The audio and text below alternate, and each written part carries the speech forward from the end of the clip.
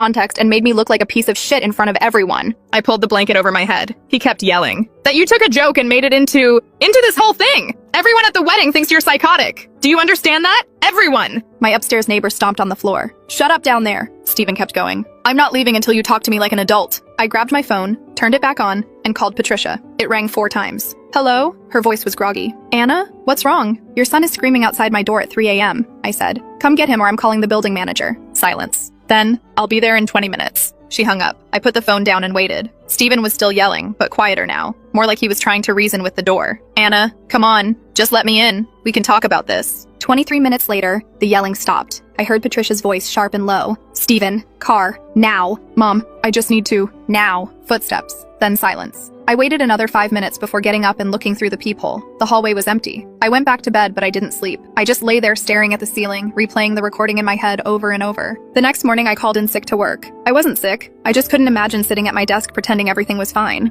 I made coffee, sat on the couch, and looked around the apartment. Stephen's stuff was everywhere. His gaming console, his sneakers, his stupid protein powder taking up half the kitchen counter. I couldn't do this. I couldn't sit here surrounded by his things waiting for him to come back and yell at me again. So I got up, found some boxes in the hall closet, and started packing. I wasn't angry. I wasn't sad. I was just tired. Every shirt I folded, every book I boxed up, I felt more tired. It took me 6 hours to pack everything. I texted him. You can pick up your stuff Tuesday at 2 p.m. I'll be at work. My coworker Dan will be here to make sure you only take your things. My phone buzzed immediately. A long paragraph. Anna, you're throwing away 3 years over nothing. Couples fight. People say things they don't mean. This is so immature. I can't believe you're doing this. We need to actually sit down and talk like adults instead of you running away. I didn't respond. I just turned my phone face down and went back to organizing the boxes. By Monday night, everything was stacked by the door, neat and labeled. Stephen's clothes, Stephen's books, Stephen's kitchen stuff. I asked Dan if he could sit in my apartment Tuesday afternoon, just to make sure nothing went wrong. He didn't even ask why. He just said, yeah, of course. Tuesday I went to work. I couldn't focus. I kept checking my phone even though I told Dan not to text me unless there was a problem. At 2:47 p.m., Dan texted. He's gone. Took everything. Left his key on the counter with a note. I waited until 6 p.m. to go home. The apartment felt different. Emptier, obviously, but also lighter somehow. I walked through each room, noticing what was missing. The bookshelf looked half empty. The bathroom counter had space now. The closet had hangers with nothing on them. Is it in? I found the note on the kitchen counter next to Stephen's key. You'll regret this when you calm down. I read it twice, then crumpled it up and threw it away. I started going through the apartment more carefully, looking for anything he might have forgotten.